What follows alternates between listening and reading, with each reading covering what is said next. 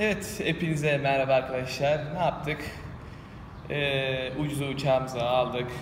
Ondan sonra konaklamamızı yaptık. Ne yaptık? O ülkenin maliye şeylerine baktık. Yani ne kadar, ne yapılabilir? Yani tahmini bir fiyat oluşturabilecek bir şeye geldik. Hesaplama yapabilecek, harcama yapabilecek bir seviyeye geldik.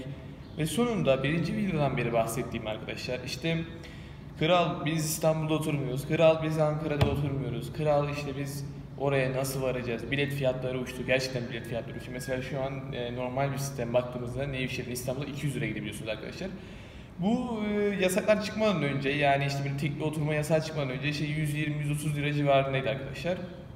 Her ilde böyle bir artış olmuş. Hani soruşturdum çünkü. Sonra 200 liraya çıktı. Hani tamam, tek tek verebildiği için, az kişi olduğu için 200 liraya çıkarıyorlar. Eyvallah baba. Ama yasaklar bitti. 200 lira da yeniden kaldı. Diğer illerin gidişatı, hani sadece burada mı öldüm? Hayır. Bütün biletler uçmuş. Yani normal, hani yasal bir siteni aldığınızda hani sizi karşılayacak fiyatlar bunlar arkadaşlar. Yani 70-80 lira zamlı kaldı yasakların kalkmasıyla birlikte. Artık bir suç aramaktan ben bıktım arkadaşlar. Yani burada artık şirketler mi suçlu, devlet mi bir şey yaptı bunlara da bunlar fiyatları yükseltti. Artık bıktım. Hani bıktık yer diyen var ya, gerçekten öyle bir şey oldu artık. O yüzden de hani bunun artık tartışmasını yapmayacağım. Artık kim suçlanıyorsa suçlansın, bilmiyorum. Bugün işte bu fiyatlardan kaçmanın yoluna bakacağız. Fiyatlardan kaçmanın bir yolu aslında. BlaBlaCar diye bir uygulama var.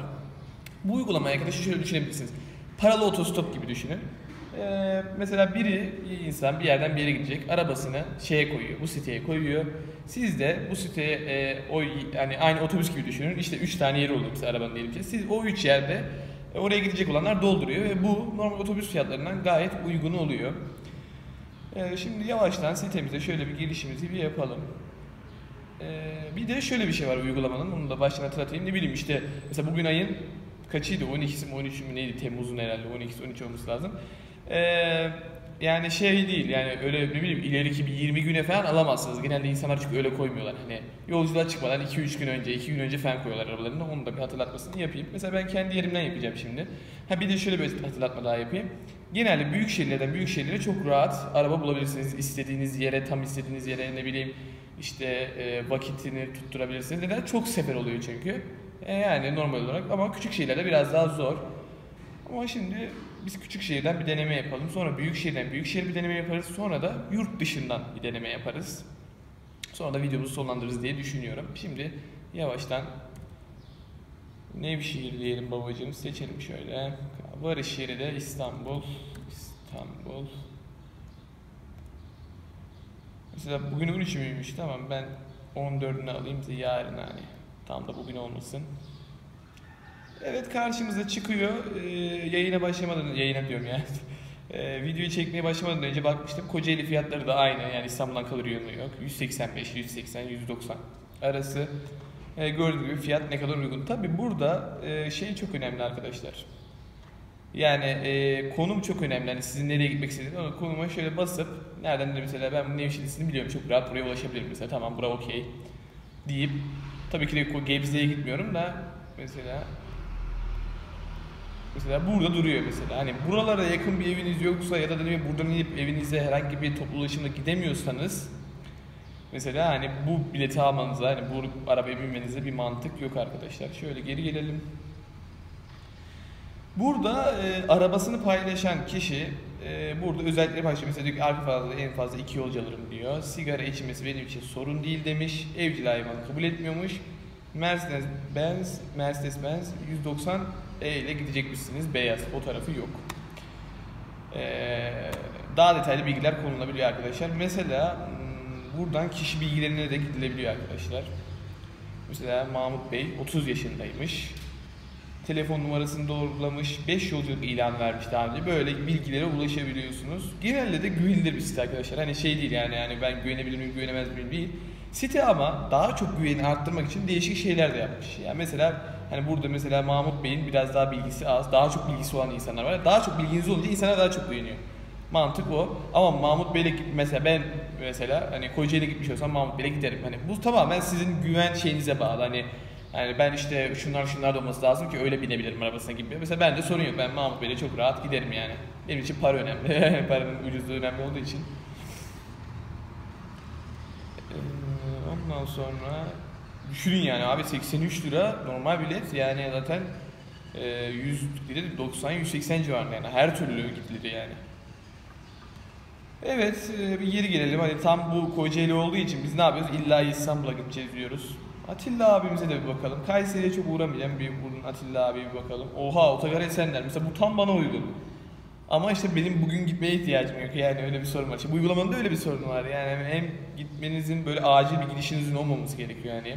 Hem de acil bir gidişiniz olmaması gerekiyor. Yani acilen gitmeniz ya da o tarihte kesin gitmeniz gerekmemesi gerekiyor ki rahat rahat böyle bu uygulamadan bakabilin. Çünkü bazen yerde dolabiliyor. Aynı şekilde hani otobüs nasıl doluyorsa burası da dolabiliyor arkadaşlar. Atilla abimiz de demiş ki ben en fazla 200 lira benim için sigara içmesi sorun değil demiş. 119 liralık bir fiyat belirlemiş. 200 lira arkadaşlar Nevşehir'den İstanbul fiyat isteyenler için. Normal yasal bir siteden bir bilet almak istediğinizde. Atilla abimize bakalım. Sigara içmesi benim için rahatsız ettiğimde konuşkan olurum, rahatsız hissettiğimde konuşkan olurum diye bir paylaşım yapmış kendi hakkında. 37 yaşındaymış abimiz. 29 yolculuk ilanı vermiş ve Nisan 2021 tarihinde katılmış. Böyle şoförler hakkında da bilgi edinebiliyorsunuz. Mesela bu abimiz galiba arabasını paylaşmamış. Fark etmez. Yani traktöre götürecek hali yok yani. Ya da zaten siz iletişime geçtiğinizde sorabilirsiniz yani hani hem telefonla iletişime geçebiliyorsunuz hem de mesaj yani biz neyle gideceğiz falan diye sorabilirsiniz arkadaşlar. Daha önceden uygulamayı kullandım mı? Kullandım. Çanakkale İstanbul arası gayet iyiydi. Hatta böyle ne bileyim mükemmel yorumları olan bir adam da değildi yani. Ya dediğim gibi arkadaşlar ya bu işler böyle yani hani hani bir şeyi ucuza halletmeye çalışıyorsunuz ya da bir şey yapmaya çalışıyorsunuz. İşte ben ona güvenemem, bunu yapamam. Öyle olursanız bir şey olmaz. Ya bir şey yapamazsınız. Hiçbir şey olmaz. Ya bir risk almıyor musunuz? Tabii ki de alıyorsunuz ama risk almadan da hiçbir şey olmuyor arkadaşlar. Ben yine de yapın demiyorum. İlk bulduğunuz yolculukta gidin demiyorum. Hani tabii ki de bir araştırması yapın ama işte ben böyle yapamam. Buradan bu olmaz. Ben bu sistemden bunu almam. Şunu yapmam derseniz de bir şey yapamamış oluyorsunuz. Dediğim gibi Emre Durmuş'un bir lafı vardı. Her zaman çok severim Emre abinin bir lafı. Hani parası ve zamanı olan arkadaşlar herkes gezebiliyor zaten. Bir yerlere gidebiliyor. Önemli olan bunlar olmadan biz neler yapıp gezebiliyoruz.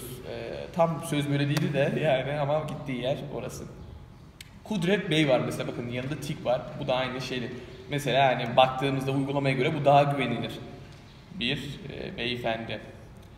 Mesela bu da bana uygun. Forum İstanbul Bayrampaşa abi zaten orada metro var. Hop atlarım yine evime giderim. Sadece metrobüse de binmem gerekir. Mesela bak bu abimizin puanı 4.1 5 üzerinden gayet iyi. 9 kere de puanlanmış. Ben öyle anladım yani. Bayram tatili için gidiyorum. Keyifli bir yolculuk için katılabilirsiniz. Kimliğini doğrulamış. Skoda Octavia beyaz modeliyle. Mesela gidecek mesela sigara içen yolculuk yapmam demiş mesela. Abi şimdi sen sigara içiyorsan illa fiyat uygun bile olsa bu adamı şey yapmaya lüzum yok yani zor duruma sokmana lüzum yok. Bu yolculuğu almayacaksın anladın mı? Uygun değil. Konumlandırması gene var. Bir Kudret Bey hakkında mesela bilgilere ulaşabiliyoruz buradan bakın. Tamamen çalma listesine bağlıdır. Çenesi düşük bir insandır mesela bir insansınızdır. Konuşmayı çok sevmezsiniz ya da konuşan insanları çok sevmezsiniz mesela. Tercih etmemeniz gerekiyor. Mesela evcil bir hayvanınız vardır. Tercih etmezseniz bakın mesela bu abimiz kimliğini doğrulamış, telefon numarasını doğrulamış, e-postasını doğrulamış. Yani bu abimiz de mesela ya uygulamanın yapısına göre mesela daha çok güvenebilirsiniz. Ki uygulama yapısına göre ben de daha çok güvenirim yani. Mesela bu abimiz yazılım mühendisiymiş, aynı zamanda ileri sürüş teknikleri uzmanıymış, güvenle seyahat edebilirsiniz demiş. Gayet açıklamalarda, güzel açıklamalarda bulunmuş bu abimiz. 31 yaşındaymış. Kudret abimiz. Bunun dışında puanlara muhteşem demiş, hayal kırıklığı bir kişi demiş. Yani bunlar çok uygun olur mu bunlara bakmamız bilmiyorum. O yüzden bu kısmı yapmayacağım. Yani bu kısım pek uygun olmayabilir yani hani şimdi. Sonuçta bunu YouTube'da paylaşacağız. Bu kısım pek uygun olmaz. Burayı açmayacağım. Evet yani mesela benim için mükemmel bir seyahat şeyi mesela yani. Bir de 90 lira, 110 lira indirimli mis gibi. Ya bir de normal arabayla gidiyorsun bildiğin hani kendi özel araban varmış gibi mesela yani hani abinin cümlelerinden öyle anladım. Hiç zor bir insan değil yani. Hani mesela ne bileyim bir lavabo ihtiyacınız oldu, bir şey oldu hemen arabayı durdurup işinizi halledip görüp ya da acıktığınız bir şey oldu. Hani buradan okuduğu kadarıyla puanlamasına göre zor bir insan olmadığı ortaya çıkıyor ve böyle şeyler yapabilirsiniz. Ve hani otobüsten de daha güzel olmuş oluyor. Hem de daha ucuz olmuş oluyor. Yani harika olmuş oluyor yani. Şimdi arkadaşlar biraz videoyu geciktirdik, konuştuk, muhabbet ettik. Şeyi geciktirdik. Bir de Büyükşehir'e bakalım da ondan sonra. Ama Büyükşehir'e bakmak istemiyorum çünkü fiyatına bakmadım. Şimdi size net bir bilgilendirme yapamam. Hani ne kadar indirimli olduğu hakkında bir bilgilendirme yapamam. O yüzden direkt şeye geçeceğim ben. Mesela Kiev'e gittik. Dediniz ki günübirlik bir Lviv'i görüp geleceğim. Hani Ukrayna'ya bir daha gelmem ben dediniz. Günübirlik göreyim geleyim dediniz. O yüzden Kiev yazıyoruz. Kiev yazıyoruz. Buraya da Lviv yazıyoruz. Lviv. Gene aynı tarihte şey yapalım babacığım. Hani çünkü uzak tarihte çok bulunmuyor demiştim size. Şimdi babacığım normalde öğlen saati olurdu ama ben orada kalacak yere para vermenizi istemediğimde şöyle bizi sabah bıraksın ki oraya ne yapalım? Sabahtan akşama kadar gezelim. Akşam da biz yine başka bir BlaBlaCar bulalım onunla geri dönelim. Yap mantığıyla gidelim. Şöyle fiyatlara baktığımızda tabii bunların konumlarına detaylı bir şekilde bakmanız lazım oradayken. Hani evinize yakın mı nasıl gideceğiniz o tarz şeyler bilmeniz lazım. Şöyle fiyatlara bir baktığımızda aslında gece 2'den mesela 102 liraya var. Ama hani ortalama bir baktığımızda ne arkadaşlar? 120 lira değil mi? Çünkü 150 de var, 102, 106 var. Hani 126, 120 lira. Ortalama biz 120 lira diyelim hadi. Yani ortalama bir 120 liradan bahsedelim. 120 liraya bindiniz mesela. Tabii işte değil mi? Konum da önemli ya. Mesela bunu 120 lira sayalım. Sabah 10'da vardınız. Veya işte daha erken inenler de vardı mesela ben bakmıştım. Sabah 8'de mesela orada olanlar falan var. Hadi biz 10'da vardınız ama 10'da vardınız dersek 102 liraya iş yapmamız olur. O yüzden hem saatle oynayalım hem de parayla oynayalım. 120 lira diyorum 8'de varmış olun. Hani sallıyorum yani. Yoksa sabah 10'da da varabilirsiniz ama bilet işte 102 o zaman gidersiniz olmaz ya. Hani ortalama bakıyoruz anladınız mı? Hem saati ortalıyoruz hem parayı. Mantık öyle gidiyoruz yani yanlış anlamayın kesinlikle. 120 sabah 8'e gittiniz diyelim. Bir geri gelelim arkadaşlar. Şimdi de şey yapalım. Buraya Lviv diyelim. Lviv diyelim. Şuraya Kiev diyelim. Aynen gene 14 Temmuz akşama gideceğiz ya.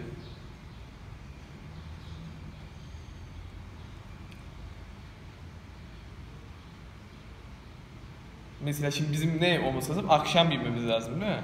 Çünkü akşama kadar gezdik biz. Akşam saatine bir yolculuk bulabilecek miyiz bakalım. Şu an yok gibi. 3 var, 3.40 var, 4 var, 5 var, 5.10 var, 7.40 var. Mesela en uygun yani hani sağlam gezip hem de işte orayı bulacaksın falan böyle değil ki. Yaklaşık 250 lira hatta işte dediğim gibi şansınız yaver giderse 250 liradan daha aşağı gidiş dönüş yapabiliyorsunuz. Hem de bir gün de Lviv'i gezmiş oluyorsunuz. Yani bir günlüğüne Lviv'i böyle bir en azından gezecek yerleri gezmiş oluyorsunuz. İşte arada harcadığınız para bilmem nesi falan hani en tavan hani ortalama olarak 250 baktık ya ortalama bir de ona da bir 10 lira falan çıksa yani yerel ulaşımı falan kullansanız 260 lira hani bakmıştık ya Mumbay'dan yaklaşık öyle tutar diye düşünüyorum. 260 liraya kişi başı civarı bir şeye mal olur size. Tabii ki oradaki harcamalarınız daha iyi değil. Normal Kiev'i işte 2000 lira altında bitirebiliyordunuz ya da 2000 liraya tam bitirebiliyordunuz ya şu ana kadar. İşte ne bileyim Lviv'e gidip geldiniz en fazla 2,5 milyar civarını görür arkadaşlar tatiliniz bir haftalık tatiliniz hani böyle bir şey yapmaya karar verirseniz hani ben bir günde günübirlik Lviv'i görmek istiyorum dediniz mesela Kiev'i bitirdiniz işte yani ben bir Lviv'i ya da Kiev'i bitirmediniz ben gene de bir Lviv'i görmek istiyorum bir daha Ukrayna'ya kim gelir kim öyle kim kalır dediniz o zaman bunu tercih edebilirsiniz yani böyle bir yöntem tercih edebilirsiniz evet. Umarım faydalı olmuştur arkadaşlar. Bir videomuzun daha seyahat yollarında bir videomuzun daha sonuna geldik. Evet, şimdi de kendiniz olduğunuz, anı yaşadığınız ve en önemlisi de gülümsediğiniz bir hayatta görüşmek üzere. Kendinize çok iyi bakın.